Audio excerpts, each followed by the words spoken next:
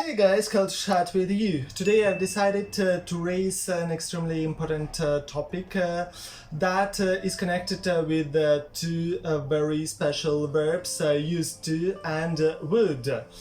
I think that it is necessary also to touch the grammar construction as get used to and to be used to. But I think that I'll do the separate video about this topic as well.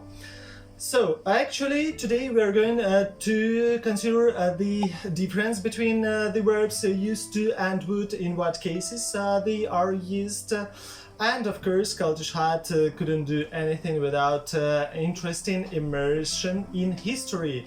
So that's why we're going to touch the etymology of the verb used to. So without further ado, as usual, let's get started. Speaking about the construction of the sentences for this grammar structure, according to these instances, she used to read a lot in her childhood. We can see here that the subject is used in the first place, then we have the grammar structure used to, plus infinitive. Then for the sentence, did she used to read a lot in her childhood? As usual, we have to use the auxiliary verb for past simple tense, did, then subject, then used to in infinitive form, and then infinitive itself, the initial form of the verb. And for the negative sentence, she didn't used to read a lot in her childhood. We can see here the subject, then the auxiliary verb did in negative form, plus particle not, then used to in initial form, and then the infinitive to read. As far as you can see, the structures are so similar with the past simple tense, aren't they? And first of all, I'd like to indicate the meaning and usage of the grammar structure used to. It is mostly used in past times with the actions that happened frequently in past tenses. They repeat it even for a long time, and they remained in past times, and now not. Now we can have even the nostalgia or the sadness that these past times remained in the past. For example, when I was younger, I used to listen to music on the MP3 player, and now I listen to music online. Gobi used to be overweight, but now she's so slim. Or Detroit used to be a densely populated city, and now just a few people live there. Actually, according to these two examples, we can say that the grammar structure used to doesn't contain only grammar function, but it can be considered as the emotional and modal verb as well. So that's why earlier it was considered as the modal verb, and we're going to touch the different instances that can be so interesting for you that has the special grammar structure.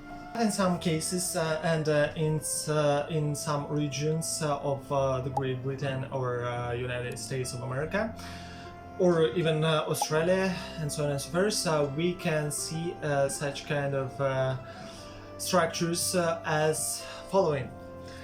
Used he play the piano when he was younger, or he used not to play the piano when he was younger, something like that. And the grammar structure used to was considered as the modal verbs the previous times before nowadays, and especially in writings of classics, for example Agatha Christie. The structure of the sentence was as follows. At first place we had the subject, then use plus particle not, and then the infinitive with particle to. For example, you usn't to be like that, or one usn't always to see so clearly before that time, now it was different. And different examples and instances from Maurice Leblanc, The Crystal Stopper. What used he to say? What used he to go? What used he to say about the folks' kindness to the poor? Or from time to time, people even say, did you use to? Or I didn't use to, didn't I? Or what is the use?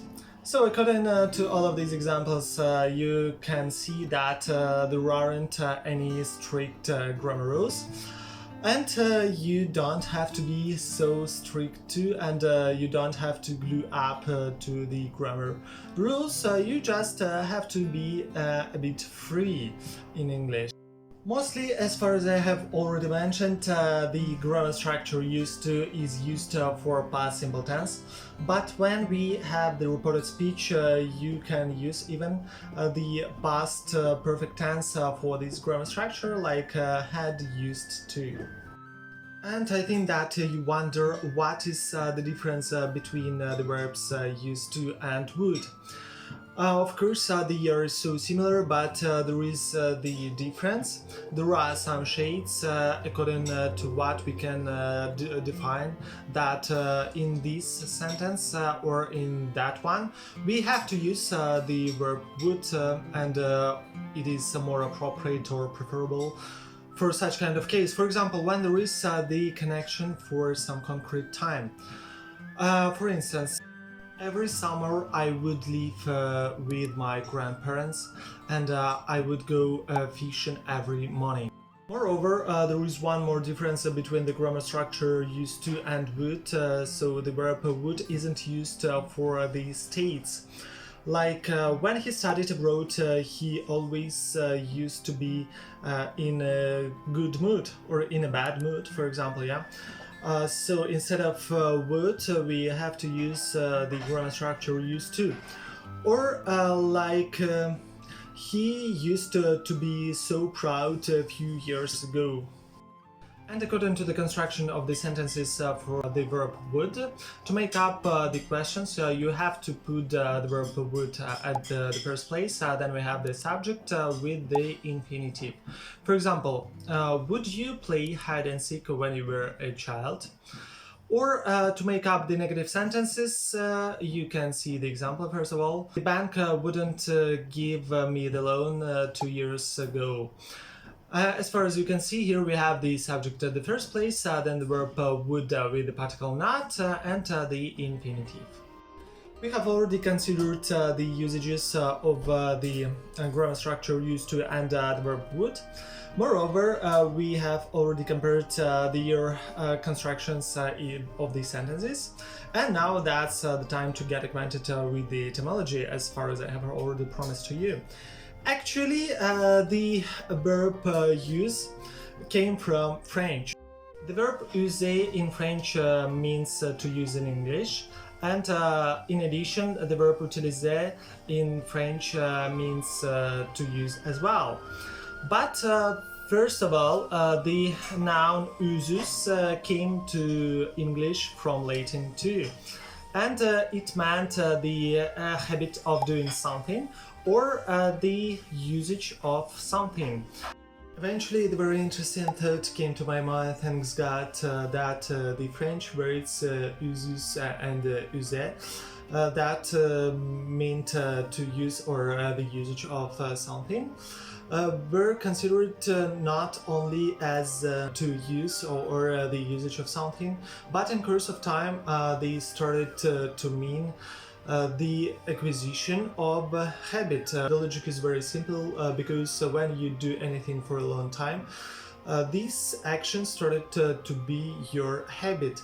So that's why the grammar construction as get used to doing something and to be used to doing something mean the acquisition of a habit and the process of acquiring the habit. But that is the topic for the next video. By the way, the adverb usually is so similar according to the meaning with the verb use to.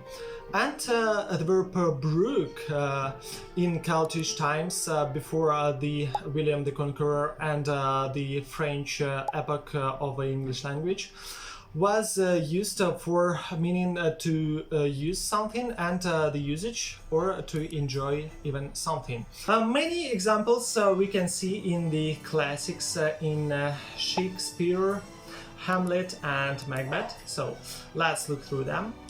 And make my seated heart knock at my ribs against the use of nature. How weary, stale, flat, and unprofitable seem to me all the uses of the world. That was nice place of William Shakespeare from Macbeth and Hamlet.